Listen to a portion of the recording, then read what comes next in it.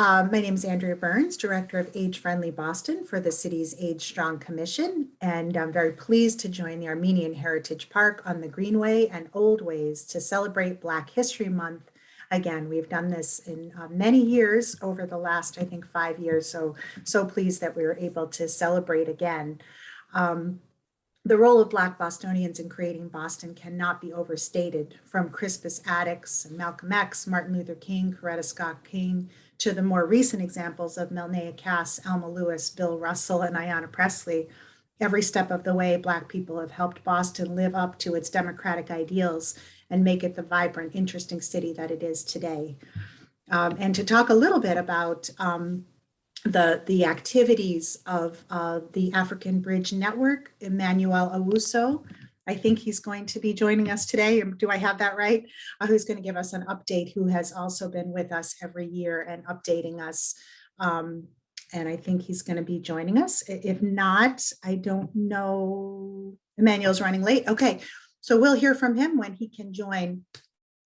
So in the meantime, I would like to introduce our instructor today from Oldways, Sarah Anderson, and she's going to be leading our demonstration today. And Sarah, it's just wonderful to have you. And I'm going to let you kick off our class. Welcome to everyone. So glad you could join us. Great. Thank you so much for that introduction, Andrea. First of all, I'd love to say happy Black History Month. What an exciting time. And, you know, happy February, happy Wednesday. Thank you for joining us and celebrating what unites us in celebration of Black History Month. My name is Sarah, and I'm the Heritage Diet Curriculum Coordinator from Oldways for A Taste of African Heritage and A Taste of Latin American Heritage. I'm super excited to, go over a couple of cooking demos with you guys. And specifically today, we'll be presenting our millet recipe. So it's a whole grain dish and also a mafe stew. So, but first, let me talk a little bit about our African Heritage program from Oldways. So our African Heritage Diet is a plant-based healthy traditional eating model that focuses on the common threads and foodways of African American ancestors. This diet recognizes the distinct flavors and traditions of the 4 major regions of the African diaspora. So when you think about those regions, think of West and Central Africa, the American South, the Caribbean, and South America. And it's great because the core of Oldways African Heritage and Health Program is our A Taste of African Heritage curriculum. And it is a 6-week curriculum that we have. And we also have our children's one, which is our 7-week curriculum. So that's called the Children's Taste of African Heritage. This curriculum is a blend of nutritional and cultural history that, pairs with delicious cooking techniques. And we are so excited to, share this, our evidence-based approach curriculum with you guys. And that will be the recipes that we'll be featuring in these demonstrations. Great. So Hannah, I was wondering, could you play some of the videos we have planned?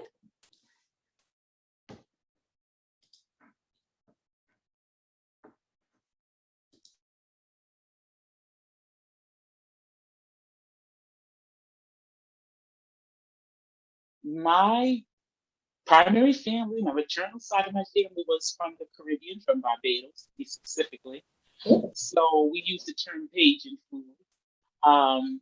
Some of the loveliness I remember about food was because of my auntie, who could make spam taste like steak, and would actually have kids wanting to eat liver and onions because she made it unbelievably. So that's rice and peas. full service eating. Yeah, most like other Southern people, you would consider soul food, Southern food. So things like macaroni and cheese, fried foods like chicken, fish. But we also ate things like rice, collard greens, vegetables, because we had a garden growing up. So we had like potatoes and okra and tomatoes, that kind of thing too. Growing up with my family, we ate a lot of soul food, but my parents are very big on vegetables, fruit. My mom used to stew and bake a lot. So we grew up eating different types of food. My dad was in the military for a short stint, so we were exposed to Asian cuisine because he was stationed in Okinawa, Japan. And so, of course, my mom brought some of those food traditions back with us when we came back to the United States. But it's mostly, my palate was mostly raised on Southern food. I was born in Jamaica. So the food that we ate were like breadfruit, callaloo, fish, chicken, all kinds of fruits and vegetables, everything from the sea and from the earth.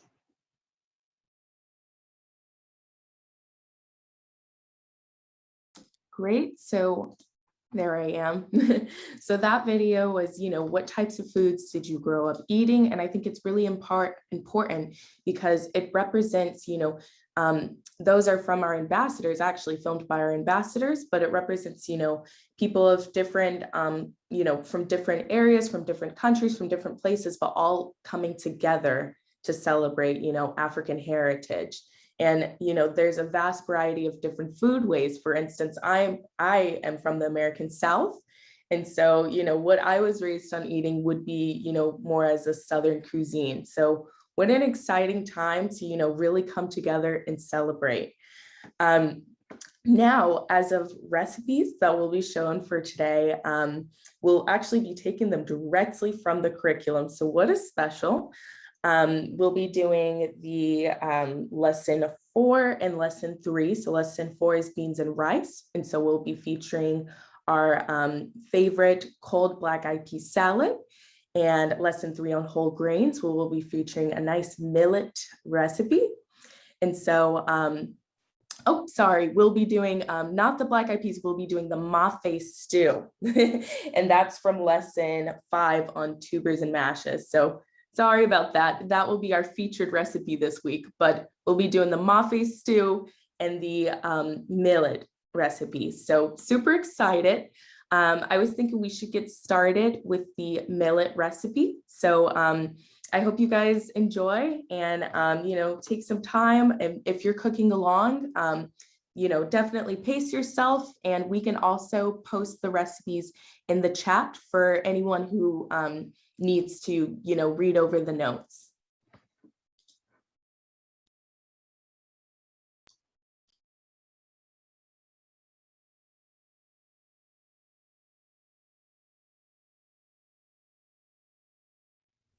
Hey, what's good? My name is Adante Hart, registered dietitian and African Heritage and Health Ambassador for Oldways.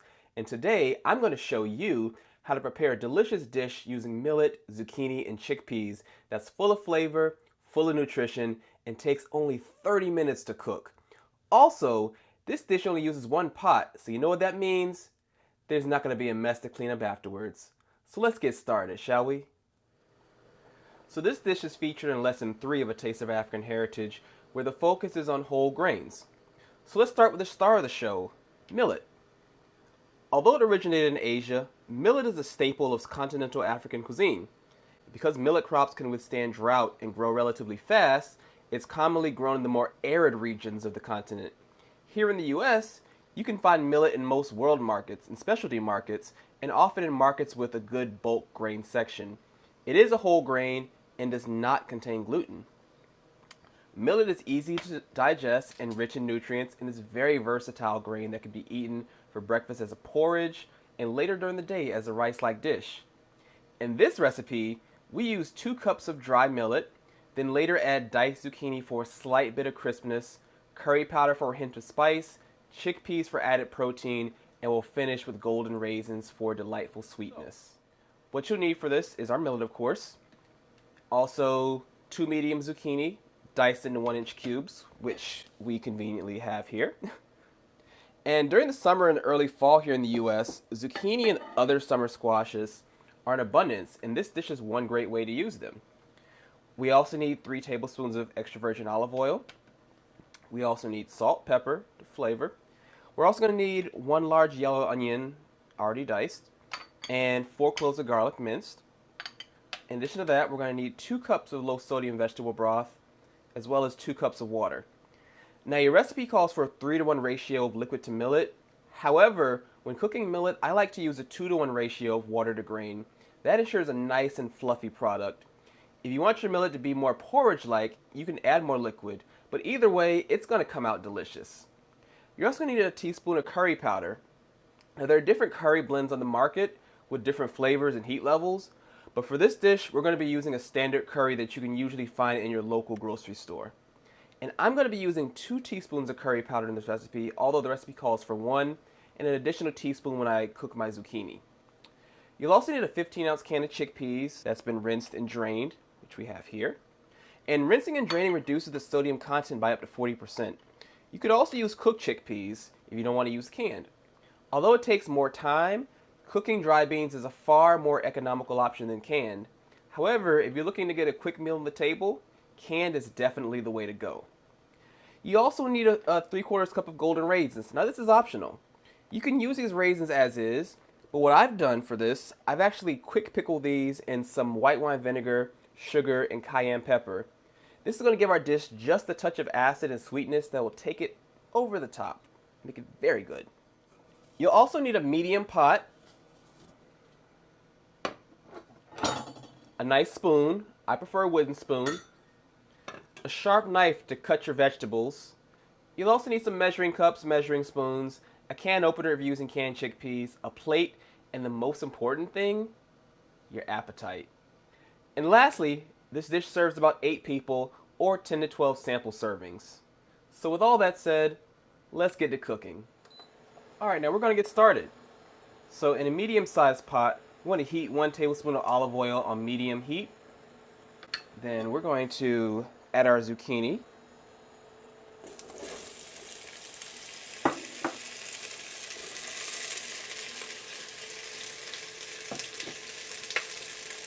We're going to let this cook about 4 to 5 minutes until it's slightly brown.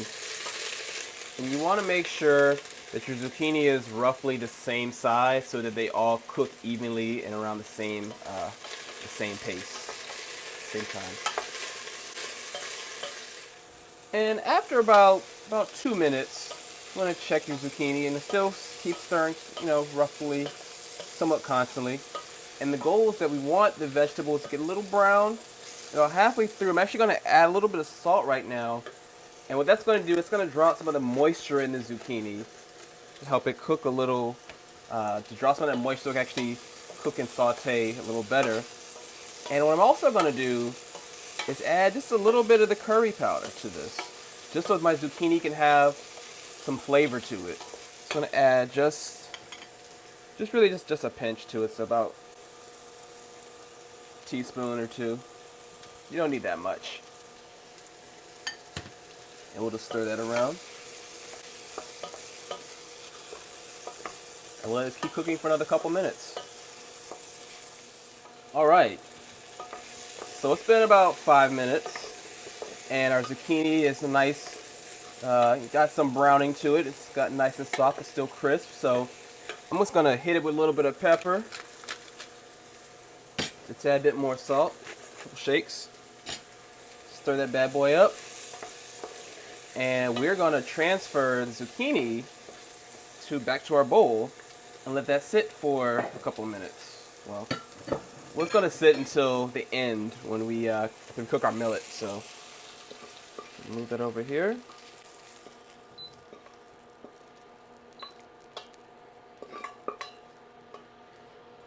Now we want to do, put our pot back on. Now we're going to add the same pot we cooked our zucchini in. Add some more olive oil. Do 2 tablespoons of olive oil here. Get that back on medium heat. And now we want to add our onions, and we want to saute them for about 5 minutes until they're about translucent.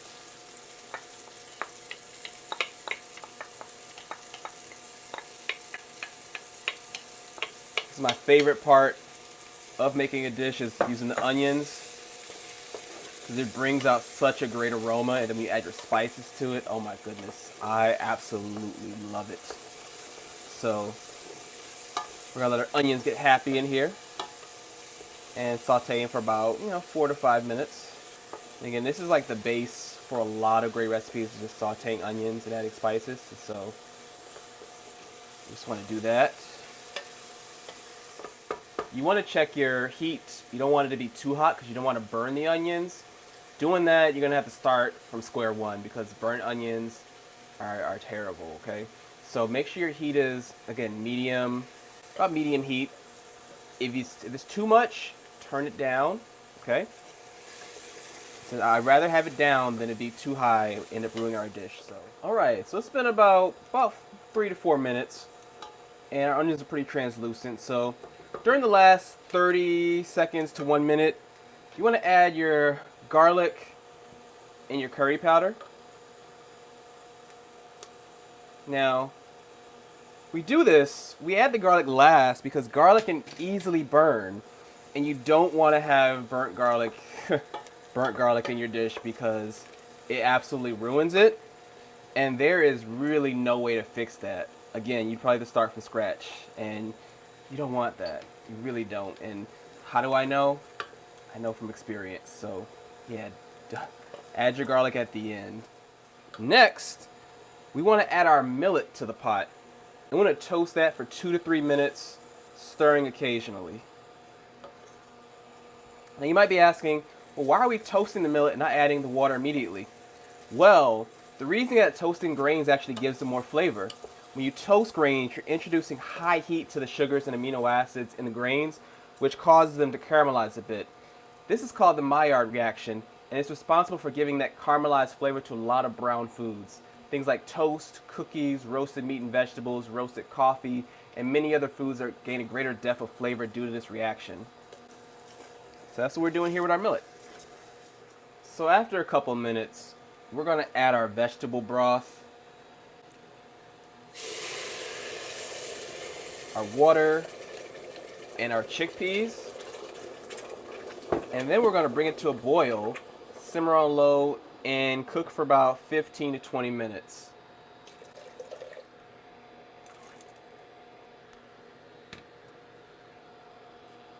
All right. And again, we're going to let that cook for about 15 to 20 minutes. Now, it's coming to a boil, and once it comes to a boil, we're going to lower it and simmer and cover it, and keep it covered, because unless you're trying to make risotto, you want to resist the urge to stir your grains as they're cooking. It's going to disrupt the process. We don't want to do that. You may have also noticed that I added the chickpeas now rather than later. I did this so that the chickpeas can pick up some of the flavor from the broth and the curry powder as the millet cooks, and not taste like it just came out of a can. All right, so our millet and chickpeas, it's come to a boil, so I'm going to cover it and lower that heat. We're going to lower it to a simmer and let it go for 15 to 20 minutes. As we wait for our millet to cook, this is a great time to clean up and wash any dishes you may have used prior to this step. I don't know about you, but I can't enjoy a meal knowing I've got a ton of dishes to wash afterwards. So yeah, let's clean up a little bit. So it's been 15 to 20 minutes since we started to let the millet simmer and get happy with the flavors going on in the pot. So now what we want to do is turn off the heat and let it sit for 5 minutes. During that time, you can warm up your zucchini if you need to and get your plates or bowls ready for serving. So after 5 minutes, we want to remove the lid and fluff the millet with a fork. Again, I use a 2-to-1 ratio of water to grains to achieve grains that aren't super sticky, but they're more loose. You see here, that's what our millet looks like. See, it's all cooked through. We're just going to use a fork. Just fluff that up. Nice and fluffy. Perfect. That's how we want our grains. They stick just a little bit, but that's okay. We didn't want it to be soupy like a porridge. We want the grains to still have some separation to them. So This is good. I'm gonna try this. Now, it's super hot.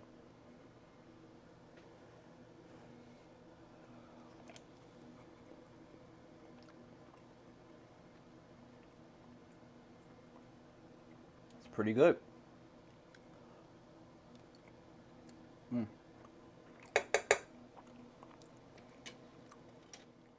you can add salt and pepper to taste. I don't need to add too much salt because the vegetable broth actually has some salt, some sodium in it, so you don't really need to add much salt at all, but just enough to taste. You can add some pepper to that as well.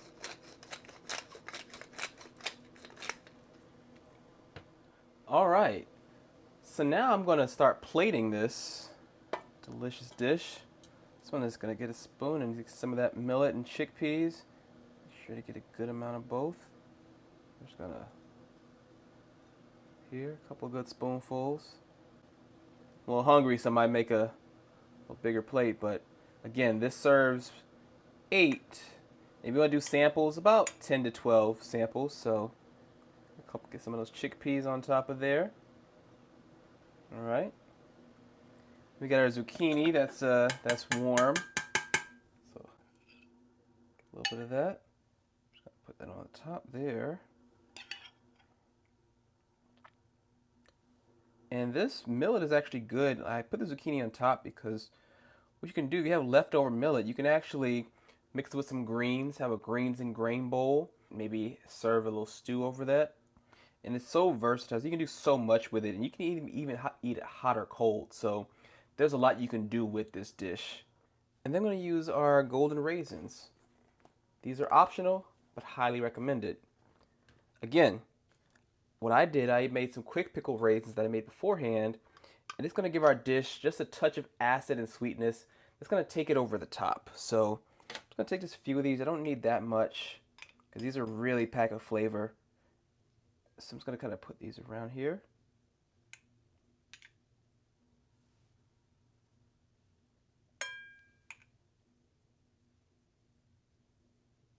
Okay, here. And lastly, I'm going to add some parsley that I've chopped. Just a little garnish. So there we have it. A savory, flavorful, and nutrient-packed one-pot meal consisting of our African heritage whole grain millet along with chickpeas and zucchini, flavored with curry and finished with golden raisins. If you absolutely love making this dish, I encourage you to take a photo of it and share it on social media, and be sure to tag Oldways in it. Also, don't forget to check out the Oldways website for even more recipes from A Taste of African Heritage. So once again, I'm Adante Hart. Thanks for watching, and let's eat. Bye. Great. So that was one of our Oldways Heritage ambassadors who cooked our millet and zucchini recipe from our whole grains chapter. A few points on whole grains, if you don't know already. More whole grains have originated in Africa than any other continent. Whole grains, it's great that whole grains are eaten almost every day, and they have a significant importance to the African heritage diet. Many heritage meals that incorporate whole grains include stews, porridges, and sort of like how we did it.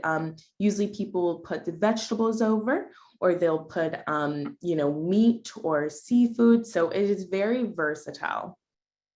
Some popular whole grains from our African heritage diet, or many, of the diaspora, include fonio, millet, teff, couscous, sorghum, and amaranth. But there's many, many more that we encourage you to explore from your local grocery store. Now, the next recipe that we'll be doing is, I mixed it up, but it is our cold black eyed peas salad. So exactly like I said, that will be handled by another one of our Oldways members, and we'll play the video for you, but enjoy. And the recipe is linked in the chat box too. So anyone who wants to do the salad later on feel free to utilize the recipe linked within the chat box. Great, so let's play the black eyed pea salad demo.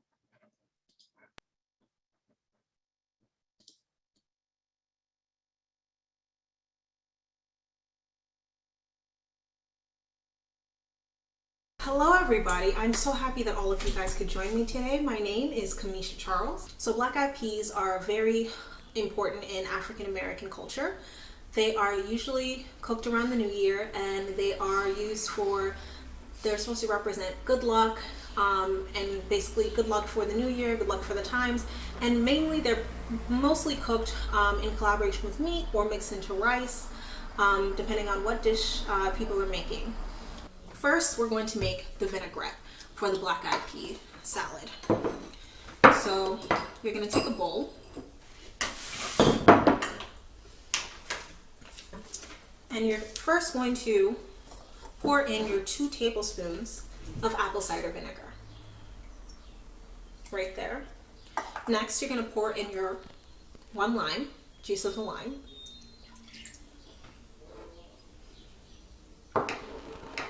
Then you're going to do about 1 teaspoon of Dijon mustard.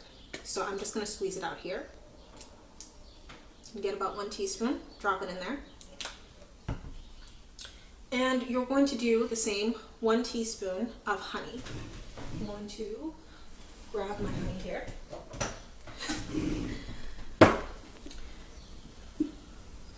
So it's taking a little bit of time, but it's fine.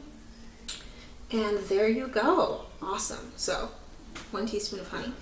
I'm kind of going to drag out here, and I'm going to drop it in. Now you're going to measure out about 1/4 a cup of your olive oil. So I'm just kind of going to let it pour. And you're just going to slowly whisk it in as you pour.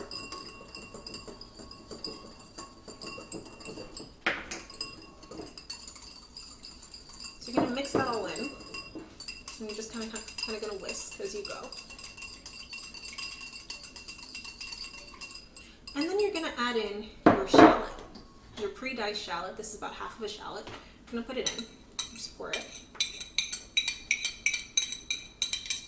And put it on the side here. And you're going to whisk that in.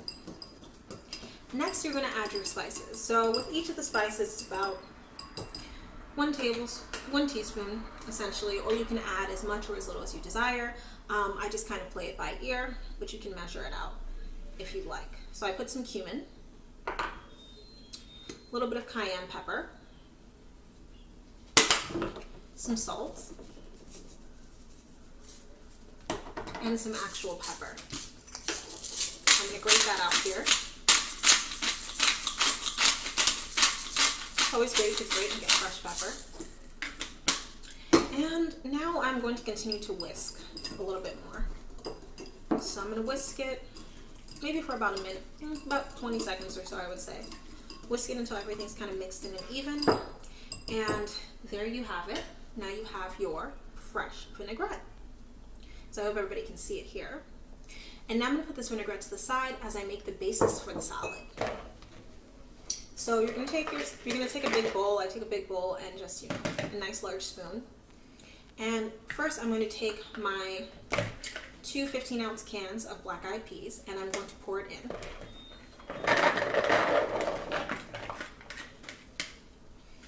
Next I have about half of a cucumber, about 1 cup of a cucumber that's pre-diced. So the cucumber here, I just kind of split in half and I diced. You're going to pour that in. You're going to pour in about a cup of red bell pepper. Pouring that in right here. And you also have the option of adding, if you would like, some jalapeno pepper or cilantro. The jalapeno is great because it adds a little kick to your recipe. So depending on what your preference is, if you're a person who really likes salty or sweet, you can kind of do that. I'm going to find it right here.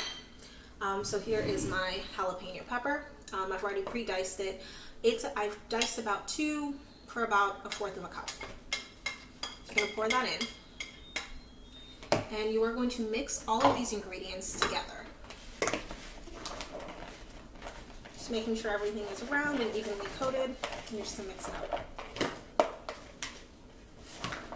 Something I love about this is a great recipe that is a completely different way to use and eat black eyed peas. This is something that you eat traditionally, and it's perfect for a summer salad. It's really fresh with all of the cucumber and the red bell pepper, and it's also really nice, sweet and tangy, and you can mix it up with just about anything if you want. And it's a great way because you get some vegetables in here, you get some beans, and you get a nice little mixture of the vinaigrette. So this is the pre-mixed salad. I also think it's such a beautiful presentation because you get all these different colors, and it's just a great thing to bring. So I have my vinaigrette, and now I'm going to sit and pour my vinaigrette in and add it in to the salad. And I'm just going to go and I'm going to mix all of that up till the vinaigrette covers all of the salad evenly. So we're just mixing now.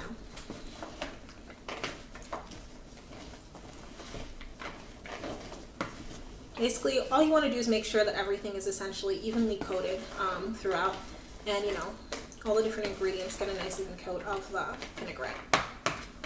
So that's pretty quick. It is a very easy, quick, no-cook recipe. This is the end result. Look how beautiful that is, all the pretty colors. Great. So that was our cold black eyed peas salad.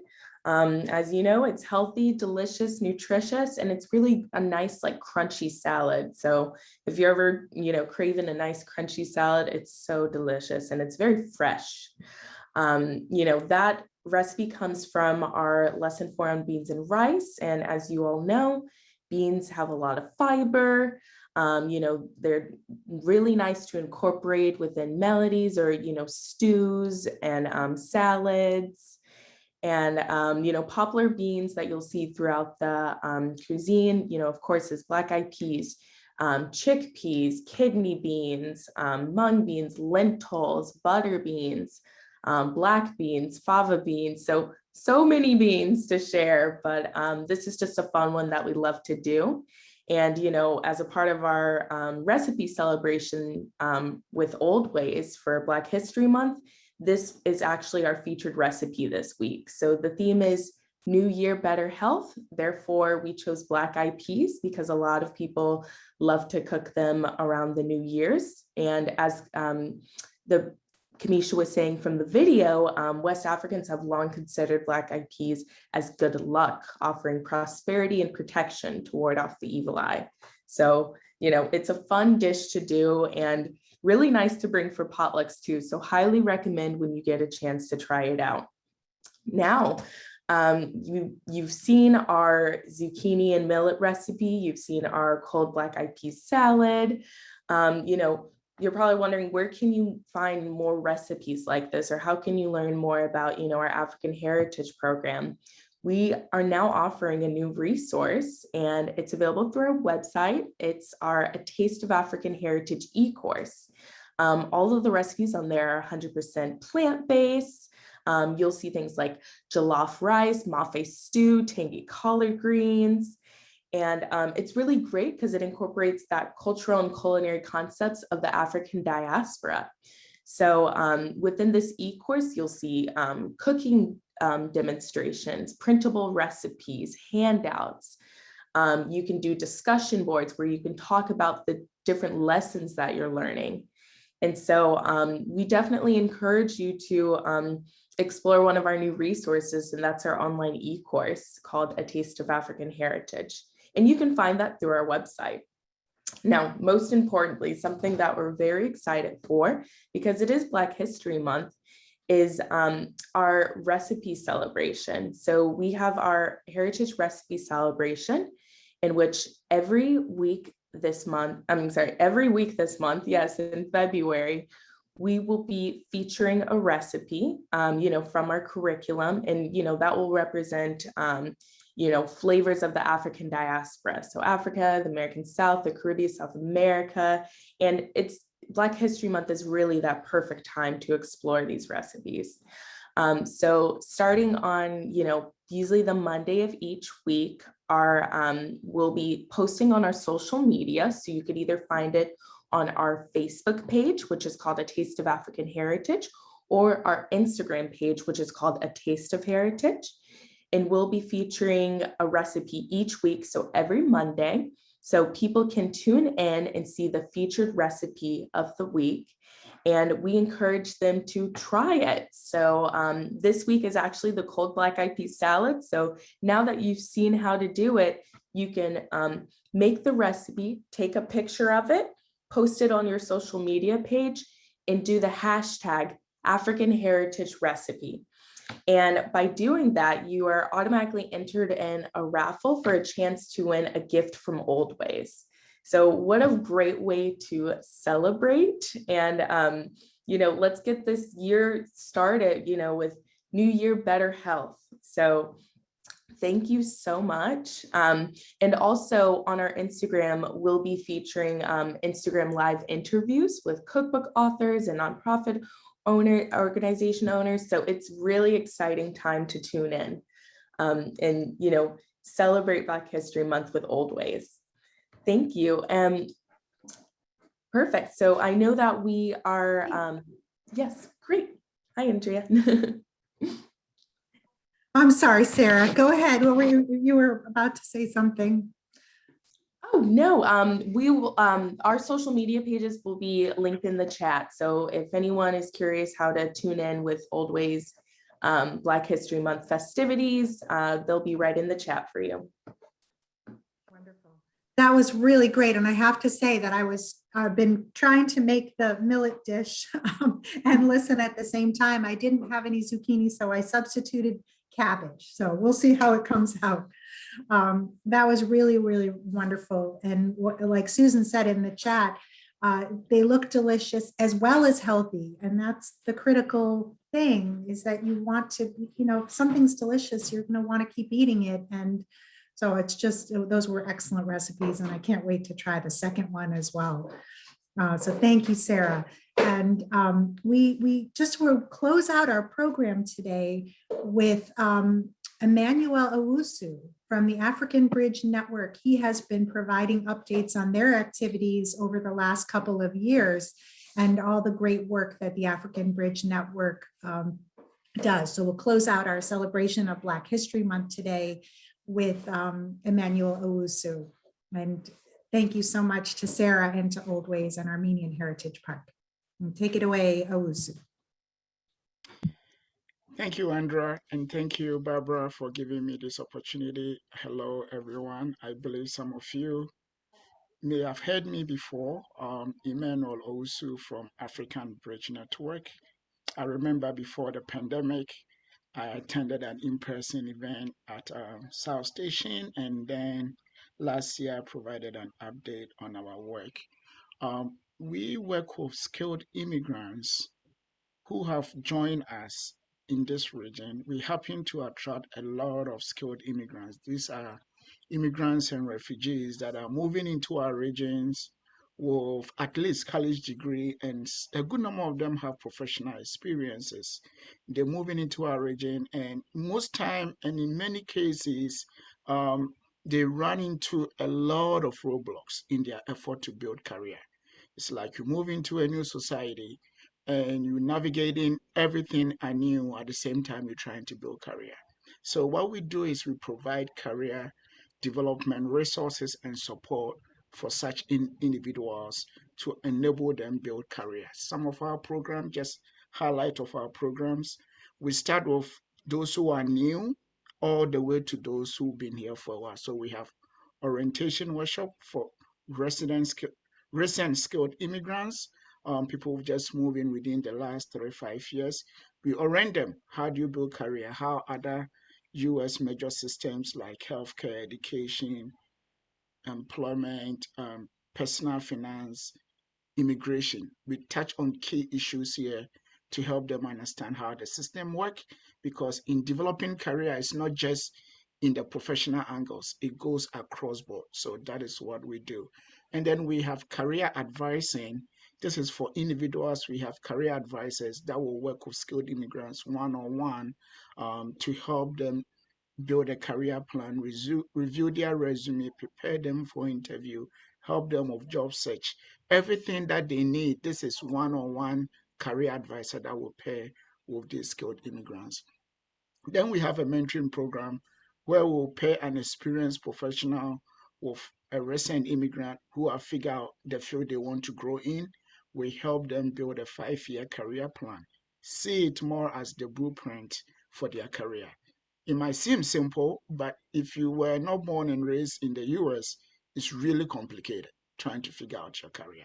So we provide all these services to recent skilled immigrants. Then we have professional network for those who are a bit more advanced in their career, help them to connect with others and able to make connections and build social capital to build their career. Because of what we do in US, statistically, about half of the skilled immigrants coming in end up in a place where we call brain waste, meaning they are underemployed. And talking about the current labor shortages, I can assure you there's a ton of professionals who are still underemployed. And if as society we can find a way to invest into this pool of labor, we can really unleash a lot of talent that we already have on our hands here. Today, my main focus in terms of update that I want to give is about our professional immigrant fellowship program. We partner with City of Boston, the Mayor's Office of Immigrants Advancement, and the Mayor's Office of Workforce Development to launch a fellowship program last year. Last year, when I came to this forum, I talk about our work we were doing around COVID. At the beginning of the year, we did continue to support around COVID. We continue to give gift cards out. And then we also help with the access to the vaccine. We organize several vaccination clinics, but I want to shift the focus into our fellowship program. So basically, the fellowship program is an intervention for economic inclusion of skilled immigrants. What does this mean? One of the major hurdles skilled immigrants or refugees faces is the lack of US working experience. We work with a lot of skilled immigrants who have even attended school, get additional education here in US, and yet still employers will look at their resume and say, you still don't have a US working experience. How will I know you'll be able to perform at the job place? It become a big hurdle. So we partner with the City of Boston, and then we launch a fellowship program. The fellowship program, we recruit 10 candidates. We give them initial 1 month of training to prepare them for a professional setting here in the US. We engage 4 healthcare employers. We're talking about Mass General Brigham, Beth Israel, Boston Children's Hospital, and Boston Medical Center. And we've placed all these 10 candidates with one of these 4 employers for a 3-month fellowship program to give them hands-on practical US working experience. At the end of a 3 months, this is a paid 3 months intern fellowship that the 10 skilled immigrants are getting. And at the end of the day, our expectation is a good number of them will be absorbed by their current employer host, and those who do not, we will continue to work with them to find other employment opportunities for them. I'm happy to report of the 10 that we place for fellowship. 1 person is already employed. 2 weeks into the internship, get a job. 3 of them, the employers have expressed a high interest that by the time they are done with their fellowship, they are going to find ways to retain them. So I want to share my screen quickly and introduce 1 or 2 of these fellows with you because it tells a story of who we are working with, and it put a face to the work we are doing. So on my screen here, you will see Juliet. Juliet is originally from Nigeria, right now live in Madapan. When Juliet came to us, he was a certified respiratory therapist. But despite all her experience and education, she couldn't find a meaningful job. We placed Juliet with Beth Israel, and right now He's on her way. She's part of a training program, and the expectation is when her fellowship is done, they will retain Juliet to become a full member. And the next person I want to share with you will be Catherine. This is Catherine. Catherine is from Haiti. She is interested in public health administration. When she came to us, she was actually a vendor employee for Boston Children's Hospital. She was working through a vendor as a patient's companion. So we end up placing her with the same employer. At first, she was just like an outsider. When we did place her through the fellowship, 2 weeks into the fellowship, we got a call from Boston Children saying, we want to hire Catherine full-time. The question becomes, why wasn't Catherine hired before? And that is the issue we're dealing with. A lot of skilled immigrants are flying under the radar. Without an intervention like this, they are not getting the opportunity to show employers. It was quite interesting when we presented all the 10 candidates to the employers that we're working with. We saw the employers actually fighting over them. Each one of them want specific people to come work for them. And it was a competition. And the question is, why wasn't these individuals employed in the first place? It's because of the barriers that stand against them. So we are really excited. When we did put out the request for application, we were looking for 10 candidates. We end up getting 70 candidates applying, and we have to make a choice. The good news is the first pilot have gone so well. The city of Boston wants to continue. So moving forward, we are going to increase from 10 to 25. But I want to believe there are way much more people out there that 25 slots can support. So I'm giving an update, but I'm also making a big appeal that the need is real and is big. And we are looking for help here. If any one of you is interested in what we are doing, please reach out to me. I'm sure Andrea and Barbara can provide more information about us. But our website is AfricanBN, B as in boy, N as in Nancy, africanbn.org. We're looking for volunteers for board level, career advisors, mentors, communication, and any function that you may have, and you might say, how do I give back and support a worthy cause? We'll be happy to have a conversation with you. And if you have connection to employer that you might say, oh, we want you to try talk to this employer, he might host a fellow for you. We'll be happy to do that. So please, if you have suggestions and recommendations for us, that would be great. The need is also real in terms of finance. If any one of you will want to say, I like this mission, I want to be a partner with you, I'm really going to be happy to have that conversation with you. So with that said, I'm going to pause. If any one of you have questions, I can take it, especially on the fellowship. But if you want to talk more, I can make time and talk to you after this event. Thank you. Does anyone have questions for Mr. Owusu? Because we have a couple more minutes. If you wanted to ask your questions, you certainly could. Just would unmute yourselves and ask. One thing I wanted to mention to you, Mr. Owusu, is that the city of Boston has a lot of open positions, just for you to know. There's quite a few. I think I heard about 400 open positions, so just keep that in mind. Thank you. There is a question from Laura. I don't know if she can unmute and ask her question. So I see the question, Laura. At the moment, we are working in healthcare, but our work and the clients that we work with have interest in all kinds of industries. So if you have connection to a particular industry, or if you have experience in an industry, I'll be happy to have a conversation with you as well.